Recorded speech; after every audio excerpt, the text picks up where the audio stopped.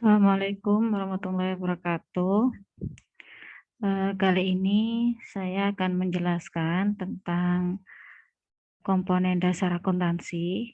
Kemarin kita sudah membahas tentang konsep dasar akuntansi. Nah, sekarang komponen apa saja sih yang menjadi dasar dalam pencatatan. Jadi ini perlu diketahui untuk permulaan karena memang dari sini kita akan menggunakannya sampai pada pencatatan siklus akuntansi. Jadi harus tahu dulu apa saja komponen dasar di dalam akuntansi. Baik, saya akan share screen terlebih dahulu.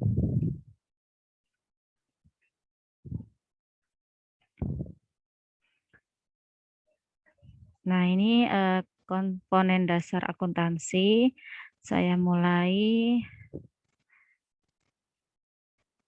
dengan persamaan dasar akuntansi. Persamaan dasar akuntansi memberikan landasan bagi pemahaman sistem akuntansi perusahaan. Jadi memang ini basic sekali untuk akuntansi ya, untuk pencatatan transaksi. Jadi harus tahu terlebih dahulu apa itu persamaan dasar akuntansi.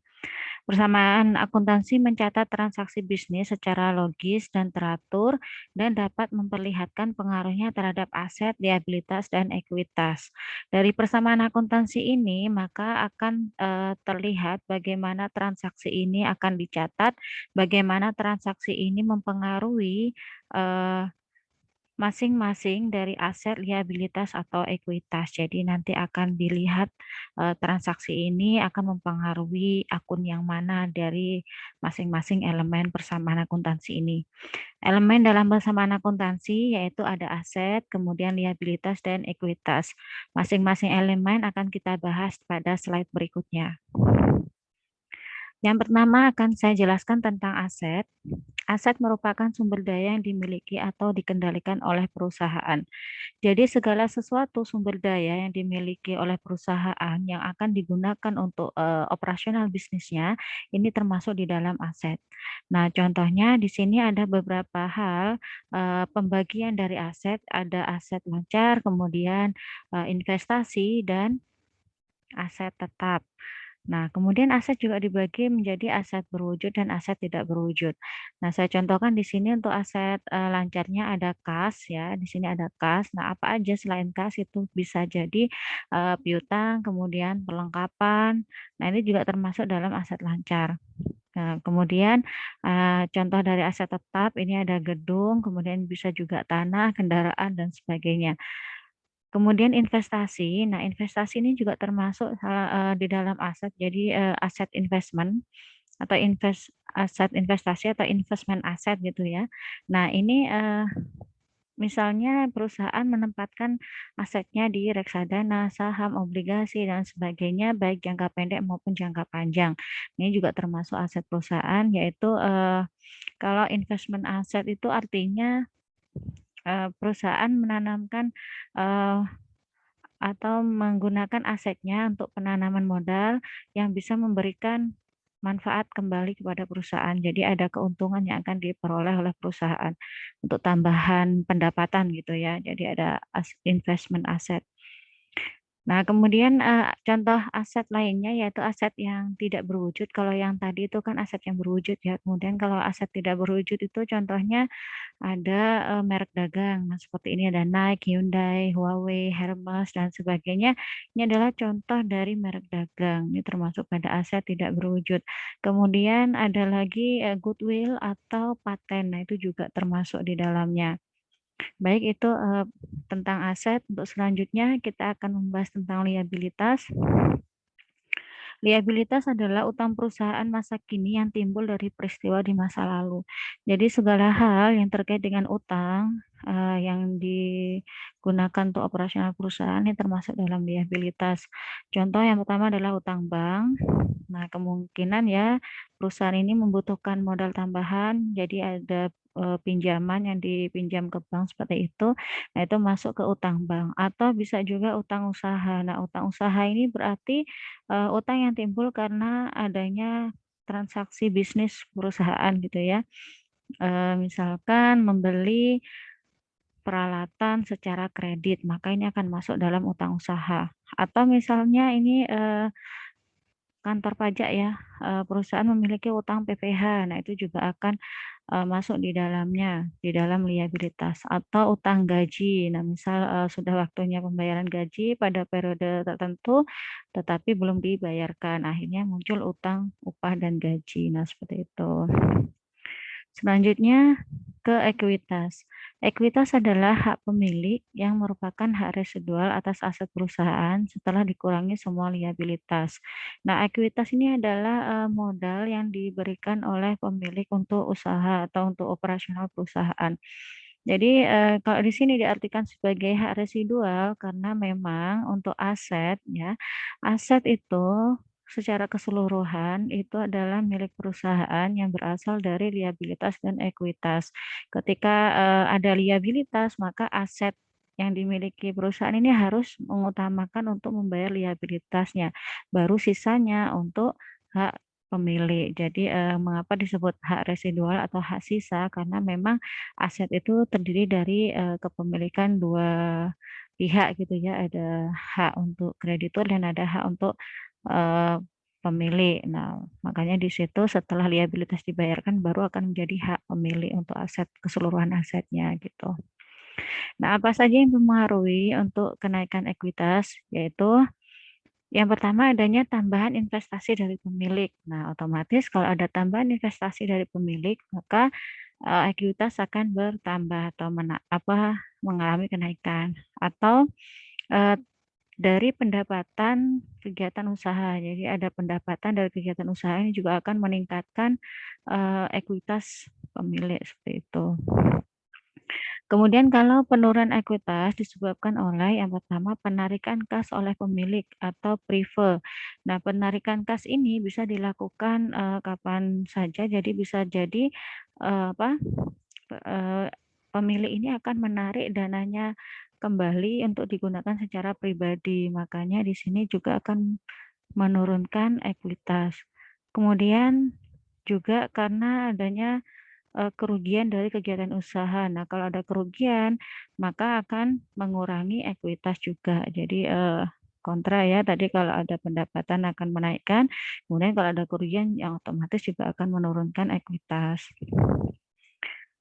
Persamaan akuntansi yaitu aset sama dengan liabilitas plus ekuitas. Jadi ini, persamaan dasar yang memang, harus dipahami bahwasanya aset itu ada di sisi kiri dan liabilitas plus ekuitas ini ada di sisi kanan. Nah, keduanya ini, dari sisi kiri dan kanan ini balance gitu ya, harus sama jumlahnya. Kalau aset jumlahnya 100.000, maka yang sebelah kanan liabilitas plus ekuitas, maka jumlahnya juga akan 100.000 gitu.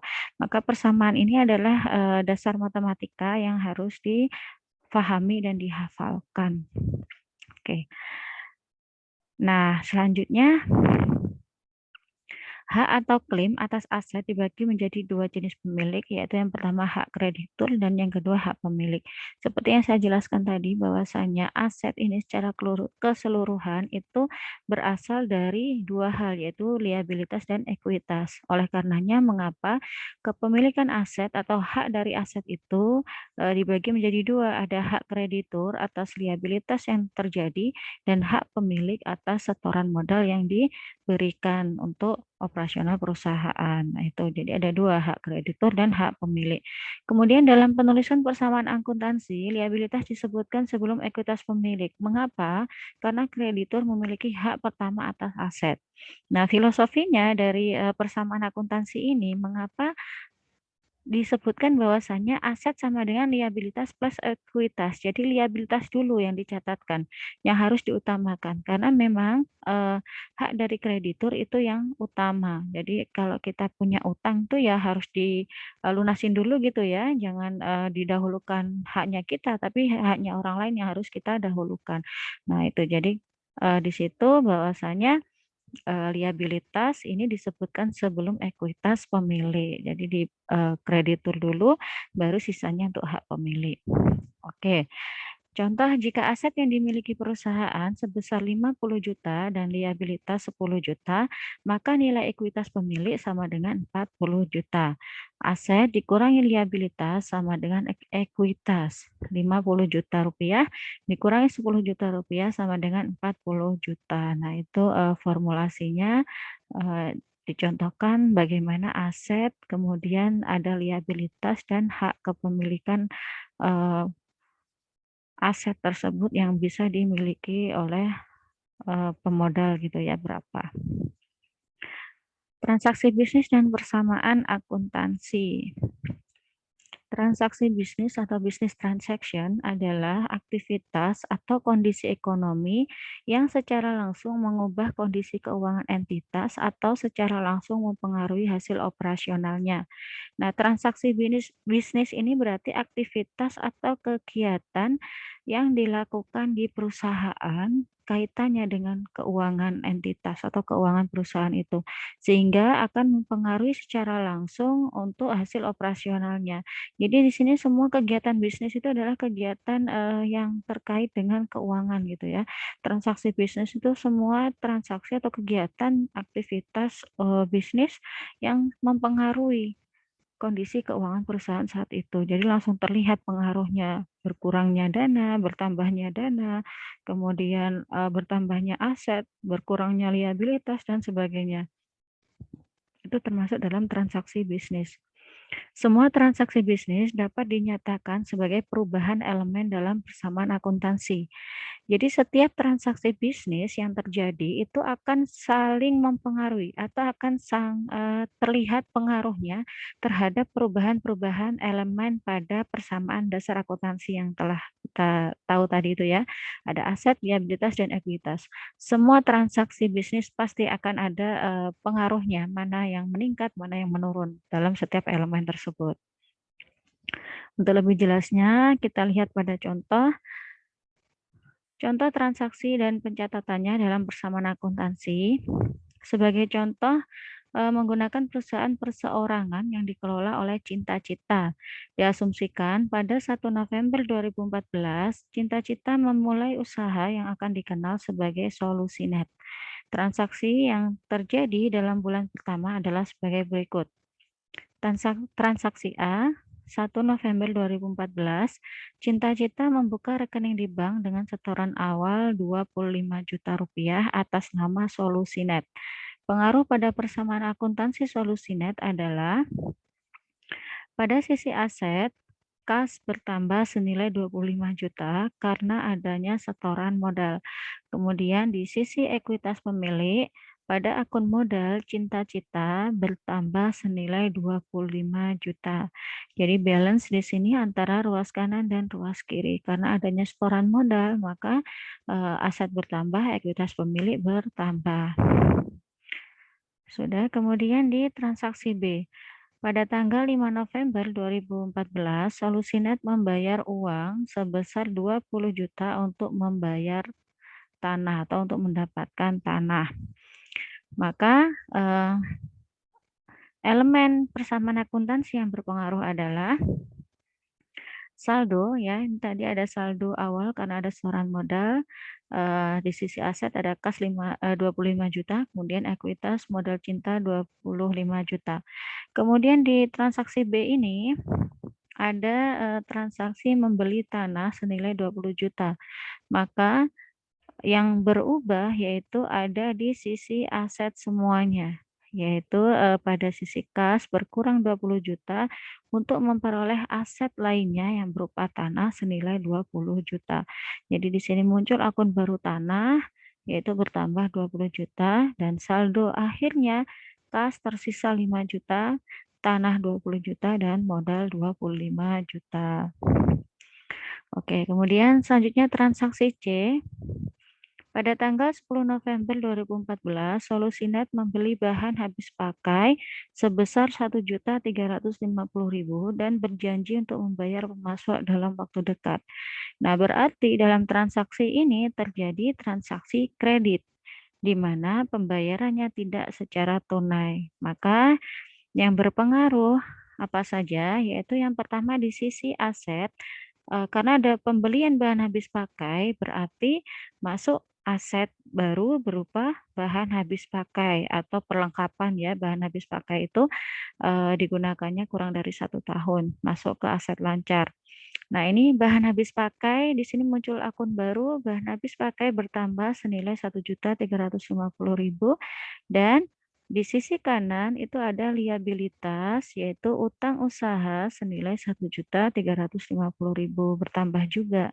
Muncul utang ya, karena ini tadi pembayarannya secara kredit, belum dibayar gitu ya, masih utang, maka muncul utang usaha. Nah, muncul akun baru utang usaha. Nah, ini setelah itu dihitung lagi saldonya kas 5 juta, kemudian bahan habis pakai 1.350.000, tanah 20 juta, utang usaha 1.350.000 dan modal 25 juta. Nah, keduanya ini dari sisi kanan maupun sisi kiri itu akan selalu balance. Selanjutnya transaksi D, Solusinet menerima 7.500.000 secara tunai atas penyediaan jasa kepada pelanggan. Nah, ini berarti ada transaksi penerimaan pendapatan. Nah, kalau penerimaan pendapatan berarti yang berpengaruh adalah kas bertambah karena kita perusahaan menerima pendapatan ya dari melayani jasa, jadi ada uang yang dihasilkan. Oleh karenanya kas bertambah senilai 7.500.000, kemudian apalagi yang berpengaruh yaitu pendapatan jasa, maka muncul akun baru yaitu pendapatan jasa di sini. Jadi ada pendapatan jasa senilai 7.500.000 dan kas bertambah 7.500.000. Pendapatan jasa ini ada di ruas kanan, yaitu di mana pendapatan jasa mempengaruhi modal. Jadi meningkatkan modal. Tadi yang sudah dijelaskan bahwasanya ekuitas bertambah atau ekuitas akan meningkat karena adanya pendapatan gitu ya. Jadi di sini letaknya di sebelah kanan. Baik, kemudian dihitung lagi saldonya. Nah, kalau sudah kita ke transaksi E. Pada tanggal 30 November 2014, Solusinet membayar berbagai beban berikut dalam bulan tersebut. Ada gaji karyawan senilai 2.125.000, beban sewa kantor 800.000, beban utilitas, listrik, air, telepon 450.000, dan beban lain-lain 275.000. Baik, untuk pencatatannya kita beralih ke file selanjutnya. Ini kita close dulu.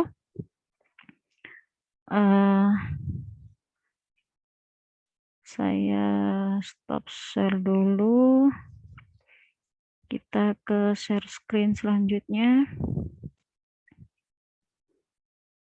Oke, ini kita lanjutkan. Pada tanggal 30 November, Solusinet ini akan membayar beberapa jenis beban ya. Ada beban gaji, beban sewa kantor, beban utilitas, dan beban lain-lain.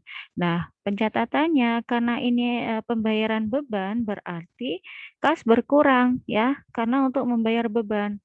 Kemudian beban-beban ini pencatatannya berarti bertambah karena muncul ya, muncul akun baru beban-beban tersebut. Nah, pencatatan bebannya ada di mana? Di ruas kanan.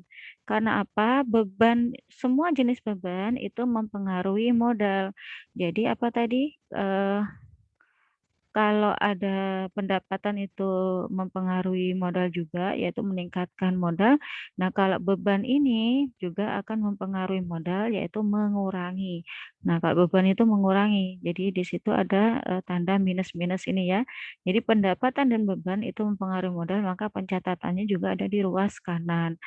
Nah, beban kita catatkan di sini ada tambahan akun ya, ada akun baru yaitu pertama beban upah, kemudian ada beban sewa, beban utilitas, dan beban lain-lain. Kita catat masing-masing nominalnya.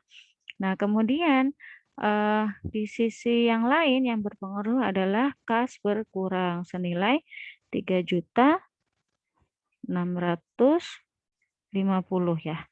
Jadi senilai 3.650.000 ini adalah total seluruh beban yang dikeluarkan. Nah, kalau sudah dicatatkan seperti ini, baru dihitung lagi saldonya berapa. Baik, selanjutnya transaksi F. Solusinet membayar 950.000 kepada kreditur. Nah, berarti di sini ada pembayaran hutang. Nah, kalau pembayaran hutang berarti yang berpengaruh adalah yang pertama kas akan berkurang karena untuk membayar utang. Nah, selanjutnya utang usaha perusahaan juga akan berkurang karena sudah dibayarkan.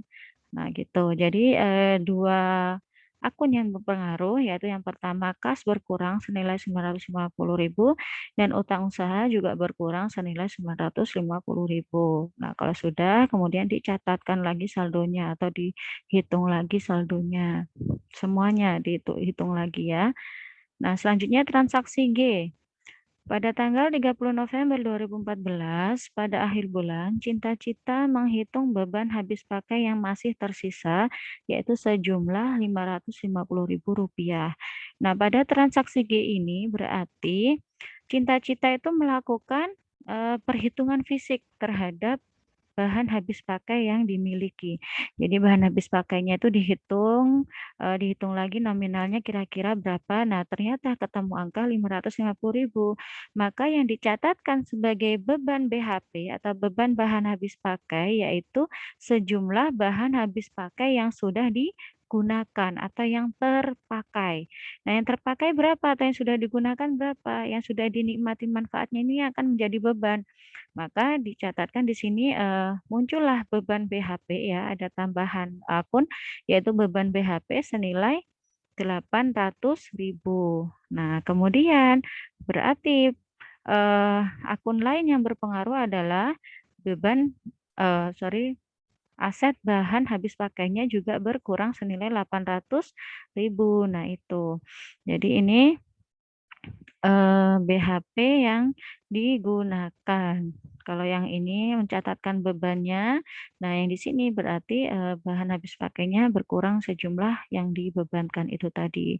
Maka saldonya dihitung lagi di sini BHP tersisa 550.000. Baik, selanjutnya transaksi H pada tanggal 30 November 2014, Cinta-Cita menarik tunai sejumlah 2 juta dari perusahaan untuk keperluan pribadi. Nah, ini berarti ada penarikan prive. Maka pencatatannya muncullah prive di sini. Nah, karena prive mempengaruhi modal juga ya, jadi dia sebagai pengurang. Maka ada di ruas kanan setelah modal. Nah, ini ada prive Cinta-Cita senilai 2 juta. Kemudian karena ini ada penarikan prive, maka kas berkurang. Kas perusahaan berkurang untuk membayarkan prive eh, Cinta-Cita itu tadi. Jadi di sini prive bertambah dengan tanda minus karena memang dia mempengaruhi modal dengan menguranginya. Kemudian juga kas berkurang senilai 2 juta. Nah, kalau sudah, catatkan lagi atau dihitung lagi saldo masing-masing akun. Nah, kalau sudah dari transaksi H, selanjutnya semua transaksi yang terjadi di solusi net itu bisa diringkas sebagai berikut. Nah, ini dijadikan satu kolom, satu tabel gitu ya. Nah, jadi bisa dilihat transaksi awal mulai A, B, C, D, E, F, G, H, jadikan satu seperti ini. Kemudian, ini perlu diketahui bahwasanya jumlah yang ada di ruas kiri itu akan selalu sama dengan jumlah yang ada di ruas kanan. Nah, itu. Jadi di sini totalnya di ruas kiri total aset itu adalah 26.450.000 dan total liabilitas plus ekuitas pemilik yaitu 26.450.000 rupiah. Jadi sama totalnya. Kalau berbeda berarti itu ada kesalahan. Perlu dicek ulang. Baik, untuk selanjutnya saya lanjutkan ke PPT. Ini saya stop share dulu. Saya kembali lagi ke PowerPoint yang tadi. Nah, untuk selanjutnya itu tadi adalah contoh dari transaksi. Kemudian ini ada poin penting yang harus dicatatkan. Nah, poin penting apa saja? Hal-hal yang berlaku pada semua jenis usaha, yaitu yang pertama, pengaruh dari setiap transaksi adalah kenaikan atau penurunan satu atau lebih elemen dalam persamaan akuntansi. Jadi kenaikan atau penurunan itu bisa terjadi dalam satu elemen, contohnya ada di aset semua itu kan. Tadi ada di aset semua. misalkan ada pembelian tanah itu kan berarti yang berpengaruh atau yang berubah itu adalah semua di sisi aset, yaitu ada kas, ada tanah. Nah, kan berarti satu elemen ya yang berubah. Kemudian bisa juga lebih dari satu. Misalnya tadi, pembayaran utang, berarti ada yang berpengaruh itu di, sisi aset berkurang kasnya, kemudian di sisi, kanan liabilitas juga berkurang. Jadi ada 2 elemen yang berpengaruh, seperti itu. Kemudian dua sisi persamaan akuntansi akan selalu sama. Jadi jumlah dari ruas kiri akan selalu sama dengan jumlah dari ruas kanan. Ekuitas pemilik akan naik sebesar jumlah investasi pemilik dan turun jika terjadi penarikan modal oleh pemilik atau prefer tadi itu. Kemudian selain itu, ekuitas pemilik juga naik karena pendapatan dan turun karena beban. Secara ringkasnya untuk ekuitas pemilik bisa dilihat di sini. Jadi jenis-jenis transaksi yang mempengaruhi ekuitas pemilik, yang pertama yaitu akan bertambah ya ketika ada investasi oleh pemilik. Kemudian akan berkurang ketika ada prefer atau penarikan dari pemilik dan akan bertambah ketika ada pendapatan serta berkurang ketika ada beban. Dua akun ini, pendapatan dan beban itu adalah akun yang termasuk dalam laporan laba rugi atau akun nominal. Oke, untuk selanjutnya kita lebih mengenal lagi tentang akun dan kode akun. Jadi kita lebih sedikit lebih mengenal lagi untuk akun. Ini sebagai awalan aja, nanti lebih jelasnya akan saya jelaskan di pertemuan berikutnya. Akun atau perkiraan merupakan alat bantu untuk menyatakan suatu transaksi bisnis dalam perusahaan. Jenis akun atau perkiraan yaitu ada dua, yang pertama akun real dan yang kedua akun nominal. Nah, akun real itu terdiri dari akun-akun yang ada pada aset, liabilitas, dan ekuitas. Nah, kemudian aset ini masih dibagi dalam aset lancar, aset tetap, dan aset lain-lain. Kemudian kalau akun nominal ini terdiri dari penghasilan atau pendapatan dan beban. Nah, untuk akun-akun real ini terletak pada laporan perubahan posisi keuangan, laporan posisi keuangan, sorry. Jadi untuk akun real ini semuanya ada di laporan posisi keuangan atau neraca. Kemudian kalau akun nominal ini ada di laporan laba rugi. Jadi letaknya sudah berbeda seperti itu ya laporannya.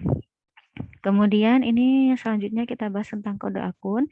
Penyusunan kode akun dapat menggunakan angka, huruf, atau kombinasi dari keduanya. Jadi bisa menggunakan angka, huruf, atau kombinasi dari huruf dan angka. Nah, kalau untuk penyusunan kode akun ini tergantung pada perusahaan mau pakai yang seperti apa, kemudian lebih fleksibel pakai yang mana, nah seperti itu. Jadi bebas. Kemudian fungsi kode akun yaitu untuk menghindari kesalahan tulis, mempermudah dalam pencarian, dan menyederhanakan perkiraan. Itu fungsinya. Kemudian jenis kode akun, ini ada beberapa jenis. Yang pertama, nomor berurutan. Nah, ini bisa dilihat pada contoh, untuk semua nama akun atau nama perkiraan diurutkan dari nomor 1 hingga nomor 15 atau seterusnya. Jadi tergantung, jenis akun apa aja yang digunakan oleh perusahaan, cuman dalam penomorannya itu diurut. Yang pertama dari sisi aset dulu ada kas, itu nomor 1, bank, nomor 2, piutang, nomor 3, dan seterusnya sesuai dengan kebutuhan, perusahaan. Kemudian ada liabilitas dan ekuitas. Sampai pada pendapatan dan beban. Oke, itu diurutkan dari nomor 1 dan seterusnya. Kemudian jenis yang kedua yaitu kode kelompok. Kode perkiraan yang kedua yaitu menggunakan kode kelompok. Jadi di sini dicontohkan bahwasanya untuk kelompok aset itu menggunakan kode perkiraan 1. Nah, kemudian akun-akun yang ada di sisi aset atau di bagiannya aset itu akan dibuatkan kode akun berikutnya yaitu 11 untuk kas, 12 untuk bank, 13 untuk piutang, 14 untuk persediaan dan seterusnya semua akun yang ada di aset pakai kode awalan 1. Kemudian untuk yang liabilitas atau hutang itu pakai kode awalan 2. Jadi misalnya ada hutang dagang itu 21, hutang bank 22, atau kemudian ada hutang jangka panjang itu 23 dan seterusnya ya, semuanya yang ada di sisi liabilitas. Kemudian untuk ekuitas itu juga sama, 31 ekuitas pemilik, 32 prive, dan yang keempat ini tentang pendapatan, ada pendapatan usaha itu 41, pendapatan bunga 42. Nah, kalau beban-beban itu kodenya 5, berarti ada beban, contohnya beban listrik 51, beban gaji 52, kemudian ada beban lain-lain 53 dan seterusnya. Jadi untuk pengkodean ini untuk menentukan mana yang ada di urutan awal dan akhir di setiap kelompok kode perkiraan ini itu ditentukan dari yang paling liquid dulu atau yang misalkan aset lancar dulu didahulukan, kemudian baru ke aset tetap atau kemudian baru ke aset tak berwujud misalkan seperti itu. Atau untuk yang hutangnya di list dulu, yang awal itu adalah hutang lancar kemudian dilanjutkan dengan hutang jangka panjang seperti itu ya. Nah, yang selanjutnya adalah kode blok. Nah, kalau kode blok itu berarti pakai rentang gitu ya, rentang angka. Misalnya aset itu antara 1000 sampai 1999, liabilitas 2000 sampai 2999 dan seterusnya sampai pada beban. Jadi ada 5 jenis kelompok ya, ada aset, liabilitas, ekuitas, pendapatan dan beban. Baik, itu tentang akun dan kode akun. Kemudian saya singgung sedikit tentang saldo normal akun. Saldo normal suatu akun itu bisa debit atau kredit bergantung apakah kenaikan akun tersebut dicatat sebagai debit atau kredit. Nah, ini contohnya. Nah, di sini bisa dilihat bahwasanya eh, akun itu mau dicatatkan di sisi mana, debitkah atau kreditkah. Nah, ini untuk yang saldo normalnya, berarti saldo normal itu kalau naik ada di mana normalnya gitu. Kalau meningkat itu ada di mana. Nah, ini tergantung pada jenis akunnya.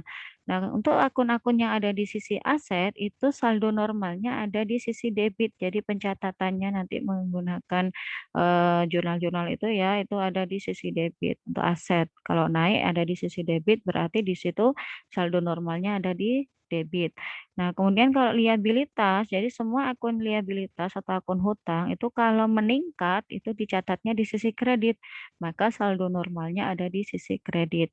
Ekuitas pemilik ketika naik itu ada di sisi kredit, maka saldo normalnya juga ada di kredit. Kemudian untuk akun lainnya ada akun prive, ini yang mempengaruhi ekuitas ya. Yang pertama itu ada akun prive pemilik. Nah, ini dia sebagai pengurang dari ekuitas.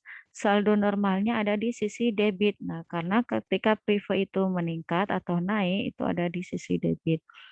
Kemudian di akun-akun yang ada di laporan laba rugi, yang pertama ada pendapatan. Nah, kalau akun pendapatan itu saldo normalnya ada di sisi kredit. Jadi ketika bertambah itu dicatatkan di sisi kredit. Kemudian kalau akun beban itu ketika bertambah di sisi debit ya. Jadi kalau naik bebannya maka dicatatkannya di sisi debit. Nah, mungkin ini untuk saldo normal akun akan kita bahas lebih detail lagi di pertemuan berikutnya. Jadi ini selayang pandang aja dulu ya, biar tahu aja dulu. Nanti akan saya ulas lagi di pertemuan berikutnya. Baik, itu yang bisa saya sampaikan untuk materinya. Kemudian untuk tugasnya, ini coba lihat di buku saya ya. Itu di halaman 33 sampai 35 dicoba dulu dikerjakan. Nanti jika ada pertanyaan baik dalam materi maupun dalam tugas silahkan ditanyakan ke saya. Baik, itu saja yang saya sampaikan pada bab yang kita bahas pada hari ini. Terima kasih atas perhatiannya. Semoga ilmunya bermanfaat. Dari saya cukup sekian. Terima kasih. Wassalamualaikum warahmatullahi wabarakatuh.